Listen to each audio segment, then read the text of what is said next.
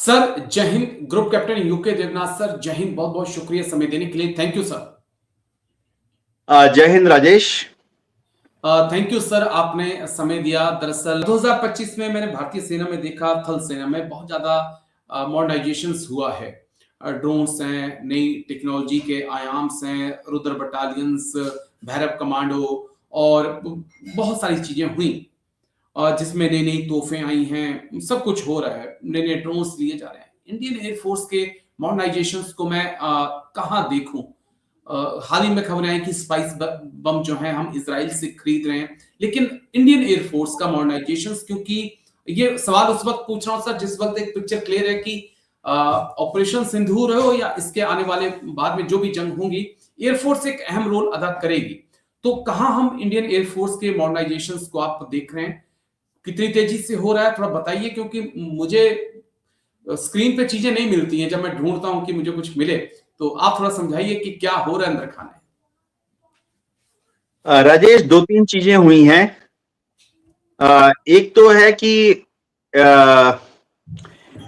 भारत सरकार को Indian navy ने बहुत ज्यादा इंप्रेस किया हुआ है। ओके। तो सारा जो खर्चा हो रहा है वो इंडियन नेवी के ऊपर हो रहा है। कड़वी बात है लेकिन सच बात है। इंडियन नेवी ने भारत सरकार को सपने दिखाने शुरू कर दिए हैं कि नेवी में ज्यादा खर्चा करोगे तो हम पूरा का पूरा जो हिंद महासागर है उसमें अपना दबदबा कायम कर देंगे। इंडियन नेवी ने भारत सरकार को सब जुबाग यानी सपने दिखा दिए हैं कि नेवी में ज्यादा खर्च करोगे तो जो अरब सागर है उसमें फारस की खाड़ी तक और लाल सागर तक और दक्षिण में मेडागास्कर तक नेवी भारत का झंडा गाड़ देगी। ये सब गुलगुले भारत सरकार ने खा लिए। तो भारत सरकार ने नेवी के भ्रम में आकर जो गुलगुले खाए हैं, अब भारत सरकार सोचती कि इंडियन नेवी को बहुत ताकतवर बना देते हैं, क्योंकि बे ऑफ बंगाल से हमारी नेवी जो है भारत का झंडा युद्ध के टाइम में भी फहराते फहराते स्ट्रेट ऑफ मलक्का और वहां से साउथ ईस्ट चाइना सी तक चली जाएगी। जी। साउथ चाइना सी तक चली जाएगी। ये जो गुलगुले खिला दिए नेवी ने, भारत सरकार ने वो गुलगुले खा लिए। तो सारा डिफेंस का पैसा नेवी की तरफ जा रहा है, चाहे वो एयरक्राफ्ट कैरियर हो, सबमरीन हो, न्यूक्लियर सबमरीन हो या बड़े बड़े फ्रिगेट्स हो। इसके बाद आर्मी के लिए और एयरफोर्स के लिए पैसे नहीं बचते हैं। जो थोड़े पैसे बच जाते हैं वो आर्मी की तरफ जा रहे हैं। जी। और भारत सरकार को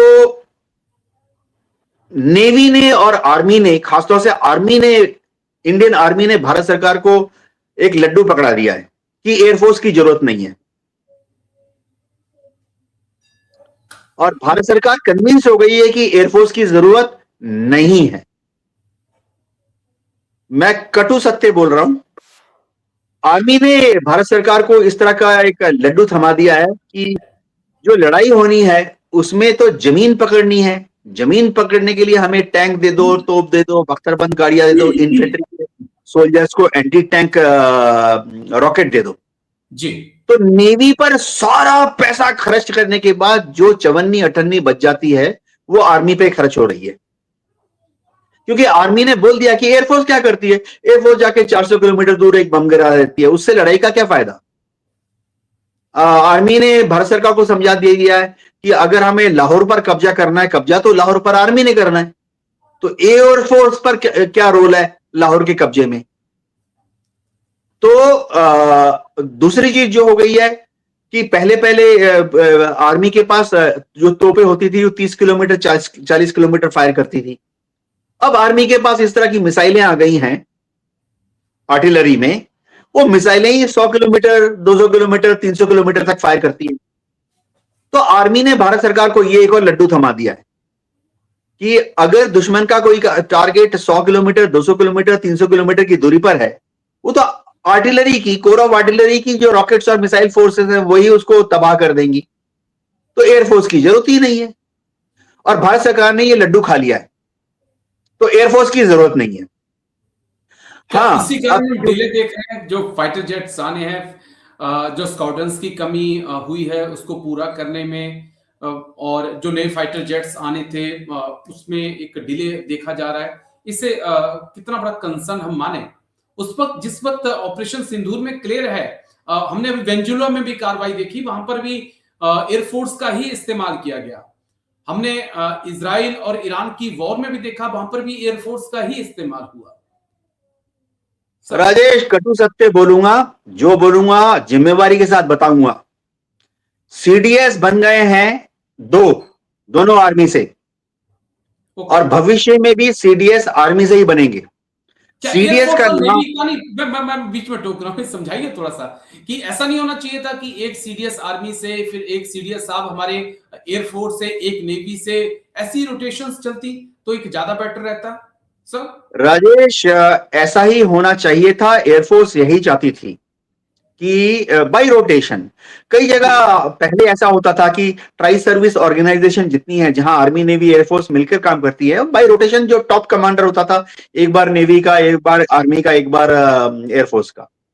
लेकिन इसमें दिक्कत क्या आ रही है मैं बता रहा हूं, कटु सत्य है, और जो बोलूंगा जिम्मेवारी के साथ बोलूंगा। सीडीएस का पोस्ट भारत सरकार ने एयरफोर्स को नहीं देना है।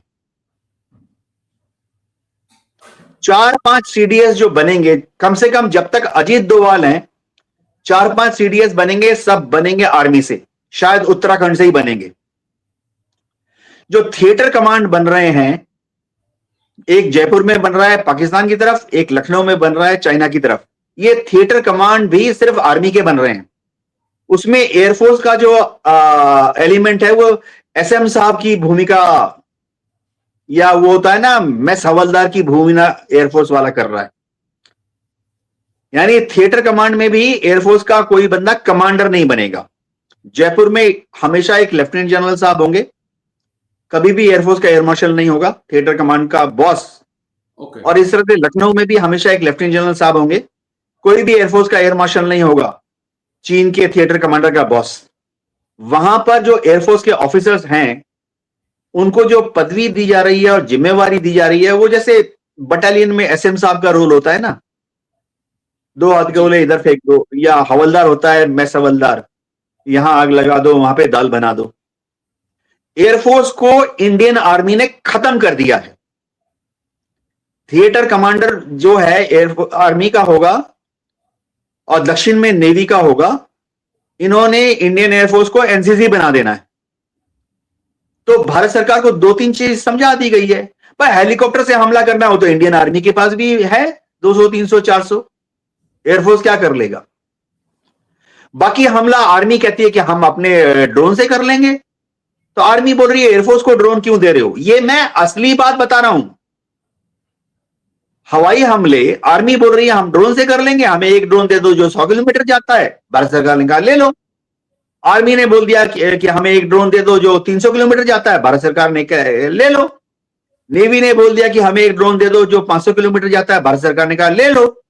उसके बाद नेवी और आर्मी खासतौर से बोल रही है कि फिर एयरफोर्स की क्या जरूरत है? जो टारगेट 400 किलोमीटर दूर है, 500 किलोमीटर है, वो आर्मी का ड्रोन एंगेज कर लेगा, बखूबी कर लेगा। तो उसके लिए एयरफोर्स की क्या जरूरत है? आर्मी का ड्रोन जाएगा, उस ड्रोन की कीमत कितनी है? 100 करोड़। एयरफोर्स वाला उसके लिए सुखोई 30 भेजता, एक सुखोई 30 की कीमत है 600 करोड़। तो आर्मी ने और नेवी ने मिलकर भारत सरकार को कन्विंस कर दिया कि एयरफोर्स की जरूरत नहीं। ये मैं कटु सत्य बोल रहा हूं, जिम्मेवारी के साथ बोल रहा हूं। इंडियन एयरफोर्स खत्म हो गई है। इंडियन एयरफोर्स को नया जो कुछ मिलेगा वो या तो 19 मिलेगा, यानी अब तेजस हमने घर में बना दिया। अरे भाई, हिंदुस्तान में बने हुए तो कैमरा इंडिया में कोई नहीं खरीदता। इंडिया में बने हुए टेलीविजन सेट कोई नहीं खरीदना चाहता। अगर जेब में पैसे हैं, सब लोग विदेशी टीवी सेट खरीद रहे हैं। तो तेजस बना दिया है, ठीक है। टीवी प्रोग्राम में मैं भी तेजस की तारीफ कर चुका हूं, लेकिन ठीक है, तेजस है। तो एयरफोर्स खत्म हो गई है। मैं बहुत ईमानदारी के साथ कह रहा हूं, इंडियन एयरफोर्स खत्म हो गई है। 10 साल 20 साल के बाद वो होती है ना एनसीसी एयर विंग, वैसी हो जानी है। और जो थोड़ी बहुत एयरफोर्स है वो या तो मर्ज कर दी जाएगी इंडियन नेवी के साथ, यानी आप देखेंगे एयरफोर्स का फ्लाइट लेफ्टिनेंट, एयरफोर्स का स्क्वाड्रन लीडर खत्म, जो थोड़े बहुत 5-10 जहाज होंगे पूना में या गोवा में, उनको वो नेवी वाले उड़ा लेंगे। और इसी तरह से आर्मी बोलेगी कि एयरफोर्स की क्या जरूरत है, हेलीकॉप्टर दे दो आर्मी को। अभी अपैचे अटैक हेलीकॉप्टर भाई 22 थे इंडियन एयरफोर्स के पास, मैं AH-64 अपेची हेलीकॉप्टर की बात कर रहा हूं। इतना ज्यादा बात करते हैं हम जॉइंटनेस की, इतना ज्यादा बात करते हैं हम इंटीग्रेशन की, तो फिर आर्मी ने ये जो अभी 6 अपेची हेलीकॉप्टर है इनको लड़ जड़ करके आर्मी का अलग से क्यों ले लिया? जब 22 एयरफोर्स के पास थे तो ये 6 और आ जाते, वो उसी 22 + 6 एक एयरफोर्स स्टेशन में रहते, वहां आसानी हो जाती है। वही पायलट एयरफोर्स के, वही एयरफोर्स के इंजीनियर, अब ये 6 आ गए हैं आर्मी के नाम पर, तो इन 6 के लिए आर्मी के कैप्टन साहब, मेजर साहब को अलग से ट्रेनिंग दो। इन 6 अपेची अटैक हेलीकॉप्टर के लिए आर्मी के कोर ऑफ EME में मेंटेनेंस के लिए इंजन ट्रीटमेंट, रेडार ट्रीटमेंट अलग से बनाओ कोर ऑफ EME में। तो गदर गदर, लेकिन इन सबको डाल दिया थिएटर कमांडर के नीचे। तो जैसे मैं बोल रहा हूं थिएटर कमांड में अगर एकीकरण, जॉइंटमैनशिप ही उनका था, तो थिएटर कमांड में सारे हेलीकॉप्टर एयरफोर्स कमांडर के नीचे लगा दो ना। बिल्कुल एयरफोर्स के पास 22 अपेची हेलीकॉप्टर हैं, 6 आर्मी के आ गए, चलो आ गए, लेकिन इन 22 + 6 को एक साथ एक एयरफोर्स कमांडर के नीचे दे दो। नहीं, आर्मी वाले अपने 6 लेके दौड़ पड़े जैसलमेर, कहते हैं हम अलग से चलाएंगे, हमारा कैप्टन मेजर उड़ाएगा। यानी इससे ज्यादा जॉइंटमैनशिप, अनजॉइंटमैनशिप, इंटीग्रेशन, इससे ज्यादा डिसइंटीग्रेशन की बात कभी हुई नहीं है। अब जो मैं बोल रहा हूं पता नहीं लोगों के समझ में आया है कि नहीं, लेकिन इंडियन एयरफोर्स एज ए बतौर एयरफोर्स खत्म हो गई है। भविष्य में हम सिर्फ थोड़ा बहुत वो ट्रांसपोर्ट एयरक्राफ्ट उड़ा लेंगे। मुझे तो डर है कि ये ट्रांसपोर्ट एयरक्राफ्ट भी और 10 साल, 20 साल, 30 साल के अंदर नेवी उड़ाएगी अपने और आर्मी उड़ाएगी अपने। जी राजेश। जी सर, लेकिन नहीं, इतना ना उम्मीद मत होइए, हमें उम्मीदें हैं, उम्मीदों पर दुनिया कायम है कि जल्द ही इंडियन एयरफोर्स को भी बूस्ट मिलेगा। जैसे 36 राफेल आए थे, वैसे आने वाले वक्त में शायद 100-110 राफेल आएंगे और हमारी इंडियन एयरफोर्स एक बार फिर से मजबूत होगी, क्योंकि ये जरूरी है सर। जब तक अगर आपने दुश्मन पर हावी होना है तो आपको, मेरा मानना है कि 3 ए चाहिए, एक एयरफोर्स, एक आर्मर्ड, एक आर्टिलरी। तो तीनों ही आपके पास मजबूत होनी चाहिए, लेकिन उसमें सबसे पहला ए जो है वो एयरफोर्स को जाता है। थैंक यू सर, बहुत बहुत शुक्रिया group captain UK Devnath sir, शुक्रिया, जय हिंद, take care sir, thank you, thank you sir.